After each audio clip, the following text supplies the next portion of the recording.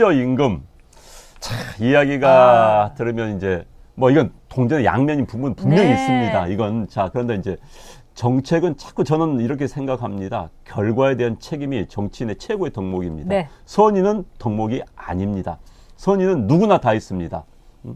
아니 아무리 악마도 선의는 가지고 있다고 그래요. 그러나 결과에 대한 책임, 공동체에 대한 책임이 있는데 최저임금 올린 부작용 높습니다. 그런데 이번에 이제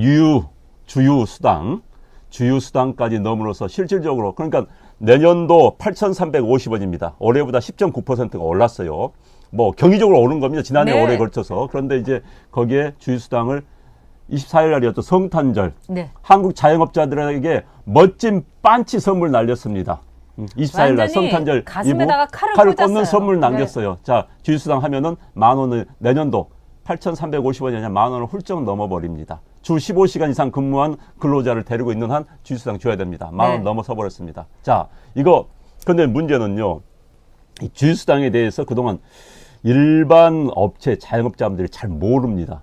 또 단속을 하지 않았어요. 네. 있긴 있었습니다. 네. 그런데 이제 시행령에 따라서 이게 최저임금법에 준해서 이제 단속이 들어갑니다. 네. 수많은 자영업자들을 전과적으로 만들 수밖에 없게 됐습니다. 그런데 이걸 성탄절날 빵 날렸습니다. 네. 네, 그러면서 자기네들은 휴가를 갔어요. 네. 문재인 대통령은 너무 피곤하다고 하면서 양산으로 크리스마스 보내러 갔다고 하는데 도대체 뭐가 피곤한지 모르겠어요. 지들 마음대로 하고 고민도 안 하고 고뇌도 안 하는데 사실 이 주유 수당이라는 거는 일하지 않지만 주는 수당인 겁니다. 그렇기 때문에 무임금, 무노동, 이런 우리의 그 근본적인 자유시장 네. 경제의 논리에 어긋나는 겁니다. 그것뿐만 아니라요. 이거는 우리의 헌법에도 어긋납니다. 그래서 몇몇 변호사들은 이게 분명히 이 대법원의 판례에도 어긋날 뿐만 아니라 말하자면 우리나라의 28조 헌법에 이 최저임금에서도 어긋나기 때문에 헌법소원 내겠다. 헌법소원 내면은 없는 것이 됩니다. 근데 이 사람들은요, 떼법이고 법도 무시하는 사람들 아닙니까? 그런 점에서 이렇게 나라를 완전히 개망나니들의 칼춤 추는 것처럼 이렇게 해놓고서 자기들은 휴가 갔어요. 저는 그게 더 분노한 겁니다. 네. 전 특히요, 휴가, 게다가 24일, 전 이제 아까도 말씀드렸고 지금 작가님도 말씀하신 것처럼 휴가 말이 안 되는 짓을 했습니다. 네. 게다가 24일 이 건은요 굉장히 중요한 안건입니다. 한국의 자영업자들 전 세계에서 자영업자 비율이 가장 높은 나라 순위로 하면 우리가 OECD 가운데 세 번째입니다. 멕시코, 그리스 다음 정도 돼요. 자, 이런 나라의 자영업자들 전체 인구의 4명 가운데 1명이 자영업자입니다. 네. 이분들에게 이제 칼을 꽂는 일이 월요일 네. 크리스마스 이브 때 펼쳐졌습니다. 이 정도 사안이면은 자, 국무회의를 대통령이 주재를 해야 됩니다. 그리고 이 건에 대해서 대통령이 설명을 해야 됩니다. 맞습니다. 본인이 소신이면은 이럴 합니다. 이렇게. 그런데 본인은 빠져버린 거예요. 전 분명히 이건 책임 방기입니다. 직무유기입니다. 사실 대통령이 굉장히 곤란스러운 거예요. 사실 이거 보면 이거 이제 자영업자들로부터는 비판을 받을 수밖에 없죠. 도망간 것 같아요. 그러니까 도망간 겁니다. 네, 이건 네. 비겁한 거예요. 대통령이 당당히 국무회의 소집해가지고 이 건에서 자기 의견, 소신이면 소신 이야기하면 되는 겁니다. 그런데 이걸 총리에게 위임하고 그날 국무회의 의결을 총리가 주재를 했습니다. 그리고 자기는 휴가 간다고 빠져버렸습니다. 이게 말이 됩니까? 이게 정상적인 국가에서 있을 수가 없는 거예요. 트럼프 대통령이요, 지금 사고는 물론 쳤습니다. 사고는 쳤는데 24일 백악관에서 혼자 지켰습니다. 왜 지킨 줄 아십니까? 연방정부 셧다운 때문에 혼자 있으면서 이제 이게 트위터질 많이 해가지고 세계를 그냥 혼란에 빠뜨렸지만 어찌됐든 지켰습니다.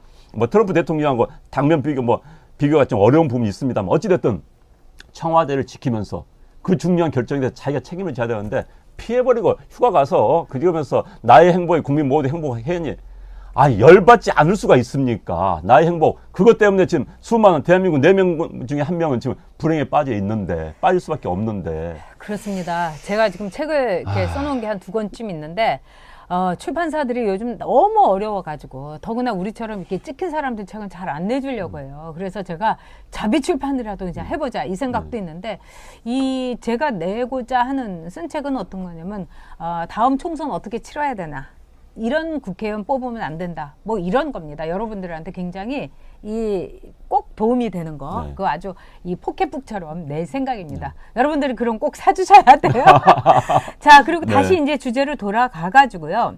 이번에 자영업자들이 100만 명이 이제 네. 폐업을 했지 않습니까?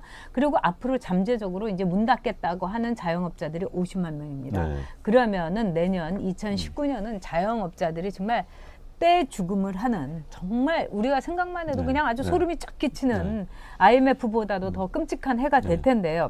이번에 정부에서는 뭐라고 하냐면 이런 자영업자들한테 세금으로 지원을 해주겠다. 이래가지고 저금리 대출 뭐 등등 해가지고 세금으로 2조 6천억 원을 지원을 해주겠다. 이런 겁니다. 근데 자영업자들이 더 화를 내요.